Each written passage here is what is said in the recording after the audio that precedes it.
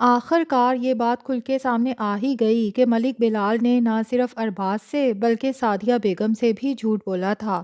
ارباز کا وہ گھر جو حق مہر میں سونیا کے نام لگانا تھا، جھوٹ بول کے ارباز سے دستخط کروانے کے بعد وہ گھر ملک بلال آگے بیچ دیتا ہے۔ جبکہ سعدیہ بیگم بہت خوش تھیں کہ سونیا کا رشتہ میں نے بڑی سمجھداری سے کیا، میرا خرچہ بھی نہیں ہوا اور اتنا بڑا گھر میری بیٹی کے نام ہو گیا۔ لیکن نہ خود اس فائل کو کہیں سے ویریفائی کروایا، نہ ہی وہ فائل سونیا اور ارباز کے حوالے کی کہ وہی کسی وکیل کو فائل چیک کروا کے ایک دفعہ کنفرم تو کر لیتے کہ گھر واقعی ہی سونیا کے نام ہوا بھی ہے یا یہ سب جھوٹ ہے۔ تو اب جب کہ ملک بلال شاہین بیگم سے بھی ایموشنلی بلیک میل کر کے ساری پراپرٹی کے کاغذات پر دستخط کروا کے اسے گھر سے نکال دیتا ہے کہ جاؤ اپنے اس بیٹے کے ساتھ زندگی گزارو، تو شاہین بیگم ارباز اور سونیا سے کہتی ہیں کہ میں ارباز کے گھر کی چابیاں بھی لے آئی ہوں، لیکن وہاں پہنچ کے جب انہیں پتہ چلتا ہے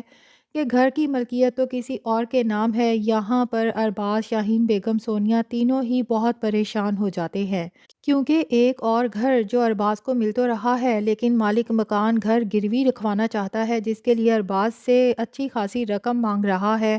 اب ایسے میں ارباز اور شاہین بیگم کو خیال آتا ہے کہ سونیا کو ارباز کی ماں کا جو بھاری زیور پہنایا تھا، اگر اسے فی الحال بیچ دیا جائے تو مسئلہ حل ہو سکتا ہے۔ ارباز سونیا سے وعدہ کرتا ہے کہ وہ تم ابھی مجھے دے دو، مشکل حالات میں اچھے حالات ہوں گے تو میں تمہیں ویسا ہی زیور مزید بنوا دوں گا۔ تو یہاں سونیا کو بالآخر سچائی بتانی پڑتی ہے کہ وہ زیور تو بلال چچا مجھ سے پہلے ہی لے چکے ہیں، انہوں نے کہا تھا کہ زیور گھر میں محفوظ نہیں ہے، میں اسے لاکر میں رکھوا دیتا ہوں، تمہاری امانت ہے، اور ساتھ ہی مجھے ارباز کے سر کی قسم دی تھی کہ میں یہ بات کسی کو نہ بتاؤں۔ یہاں ارباز اور شاہین بیگم سر پکڑ کے بیٹھ جاتے ہیں کہ ملک بلال سب سے سب کچھ بٹور چکا، یعنی اب ان کے پاس کچھ بھی نہیں رہا۔ ایسے میں گھر کا بندوبست کیسے ہوگا، یہ تینوں کہاں رہیں گے؟ لیکن ان کی پریشانی بہت جلد دور ہونے والی ہے، کیونکہ دوسری طرف مراد اور رملہ، جب انہیں پتہ چلتا ہے جو کچھ سونیا اور ارباز کے ساتھ ہوا تو دونوں بہت پریشان ہو جاتے ہیں۔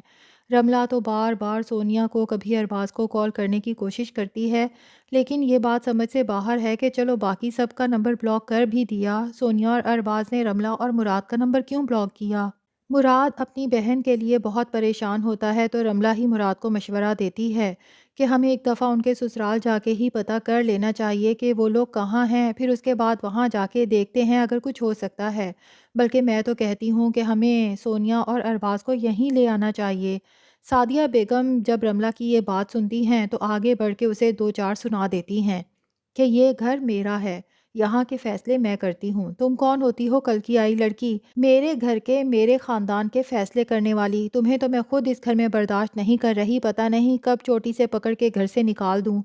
تو رملہ کو سعدیہ بیگم کی بات سن کے اچھا خاصا غصہ آ جاتا ہے، اسے صاف سنا دیتی ہے کہ آنٹی مجھے سونیا یا دانیہ سمجھنے کی غلطی مت کیجیے گا، وہ دونوں تو آپ کی اس طرح کی کڑوی کسیلی باتیں سن کے چپ ہو جاتی تھیں، لیکن میں چپ ہونے والوں میں سے نہیں ہوں۔ اور پھر مراد سے کہتی ہے کہ مراد اپنی ماں کو خود اپنے الفاظ میں سمجھا لو، کیونکہ اگر میں نے سمجھایا تو پھر انہیں برا لگ جائے گا۔ سعدیہ بیگم تو بھونچنکا رہ جاتی ہیں، آج تک کسی نے انہیں آگے سے جواب نہیں دیا اور یہ لڑکی سعدیہ بیگم کو کسی کھاتے میں ہی نہیں لاتی۔ سعدیہ بیگم تو سارا الزام رملہ پر ہی تھوپ دیتی ہیں کہ جب سے تمہارے قدم ہمارے گھر میں پڑے ہیں، ہمارے گھر کو جیسے پریشانیوں نے گھیر لیا ہے، یہ جو کچھ بھی ہو رہا ہے نا، اس کی وجہ صرف اور صرف تم ہو۔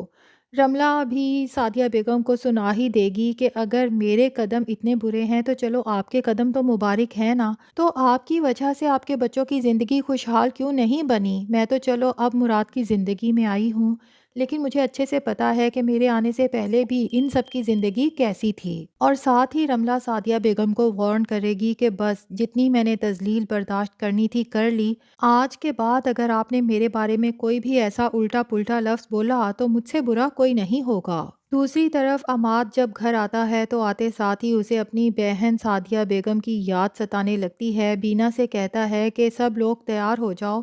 ہم آج ہی سعدیہ کے گھر چلیں گے۔ اور بینا جو سعدیہ سے تمام تعلقات توڑ کے آئی ہے، اپنے شوہر سے صاف کہتی ہے کہ مجھ سے اب ایسی امید نہ رکھیے گا، جس طرح سے آپ کی بہن نے میری تذلیل کی ہے، میں تو اب کبھی اس دہلیز پہ قدم بھی نہ رکھوں۔ یہاں پر عماد صاحب بینا پر غصہ ہوتے ہیں اور کہتے ہیں تم نے نہیں جانا تو نہ جاؤ، میں دانیہ اور ولید کو لے کے چلا جاؤں گا۔ بینا کو غصہ تو بہت آتا ہے کیونکہ دانیہ کا تو نہیں پتہ، البتہ وہ اپنے بیٹے کو وہاں بھیجنا نہیں چاہتی، لیکن اس بار جو دانیہ کرنے والی ہے لگتا یہی ہے کہ ولید کے ساتھ ساتھ بینا کے دل میں بھی دانیہ کے لیے جگہ فائنلی بن ہی جائے گی،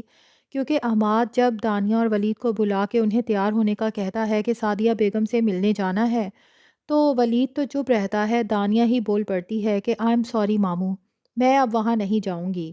عماد حیران ہو کے پوچھتا ہے کہ دانیہ تم نے اتنی بڑی بات کیسے کہہ دی، وہ تمہاری ماں ہے۔ لیکن دانیہ کہتی ہے جس جگہ میرے شوہر اور میری ساس کی عزت نہ ہو، میں اس جگہ جانا پسند نہیں کرتی، چاہے وہ میرا میکا ہی کیوں نہ ہو۔ اور پھر دانیہ ہی اپنی ماں کی کارستانیاں عماد صاحب کو بتا دیتی ہے کہ یہ کیسی ماں ہے، میری بڑی بہن اتنی مشکلات کا شکار تھی، ماں کے در پہ مدد لینے آئی اور ماں نے اسے گھر سے نکال دیا۔ اب عماد صاحب کو جب ارباز پر لگے الزام کا پتہ چلتا ہے تو انہیں سچ میں سعدیہ پر افسوس ہوتا ہے۔ خود ہی سعدیہ بیگم سے ملنے چلے جاتے ہیں، اسے سمجھانے کی کوشش کرتے ہیں، لیکن وہ سعدیہ بیگم ہی کیا جو کسی کے سمجھانے پہ سمجھ جائے، الٹا اپنے بھائی کے سامنے کہتی ہے کہ اس ارباز کا تو میرے سامنے نام بھی مت لیں جس نے اتنا بڑا گناہ کیا ہے، میں تو پچھتا رہی ہوں کہ میں نے سونیا کی شادی اس لڑکے سے کر دی، اب اگر وہ بھٹکتا پھر رہا ہے تو یہ اس کے اپنے کرموں کی سزا ہے۔ اور پھر اپنے بھائی سے مدد مانگتی ہے کہ بھائی آپ میرے بیٹے مراد کو بھی سمجھائیں، شاید آپ کی بات سمجھ جائے، اپنی اس گھر سے بھگائی بیوی کی باتوں میں آ کے ماں کے خلاف جا رہا ہے اور ارباز اور سونیا سے ملنا چاہتا ہے، جبکہ میں نہیں چاہتی کہ اب اس گھر کے کسی بھی فرد کا سونیا یا ارباز سے کوئی تعلق رہے۔ عماد کو سعدیہ کی باتیں سن کے شدید افسوس ہوتا ہے اور اسے اندازہ ہو جاتا ہے کہ بینا نے اگر سعدیہ کے ساتھ تعلقات ختم کیے ہیں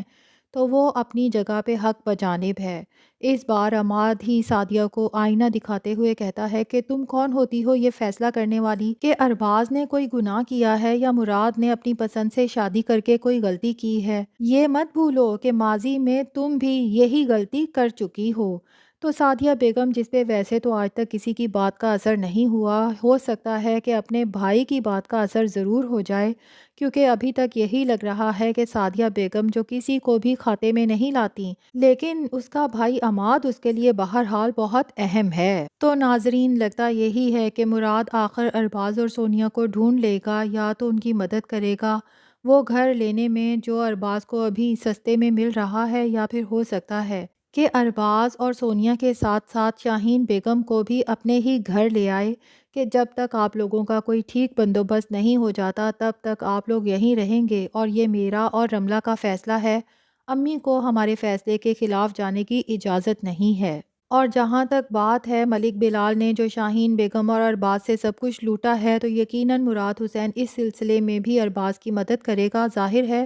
کہ ملک بلال نے یہ سب کام غلط طریقے سے کیا ہے، ایسے میں ملک بلال کے اوپر پرچہ ہو سکتا ہے، یا پھر ہو سکتا ہے ملک بلال کو اس وقت عقل آئے جب اس کی بیٹی فارا، جو ہر روز رنگ برنگے لڑکوں کے ساتھ وقت گزارتی ہے، اس کی کوئی ایسی بدنامی ہو کہ پورے محلے میں ملک بلال کے لیے سر اٹھا کے چلنا مشکل ہو جائے، تب جا کے اسے پتہ چلے کہ اتنی دولت جمع کر لینے کے بعد بھی عزت نہ ہو تو انسان کی زندگی کتنی مشکل ہو جاتی ہے۔ اور یہاں پر سارا بیگم ہی ملک بلال کو احساس دلائیں گی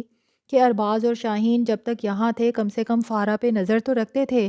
آپ نے تو اپنی بیٹی کی باتوں میں آ کے مکمل طور پہ ہی آنکھیں بند کر لیں، اور دیکھ لیں اس کا کیا نتیجہ نکلا۔ خیر، یہ سب تو لاسٹ ایپیسوڈز میں ہی جا کے ہوگا، فی الحال تو بہت اچھا لگا جب سعدیہ بیگم کو اسی کے پیارے بھائی عماد نے آئینہ دکھایا اور سعدیہ بیگم کے چہرے پر شرمندگی کے کچھ اثرات نظر آئے۔ ناظرین، آپ میں سے کس کس کو مزہ آیا عماد کی باتیں سن کے کمنٹس میں ضرور بتائیں۔ ریویو پسند آیا ہے تو ویڈیو کو لائک اور چینل کو سبسکرائب بھی کر دیں۔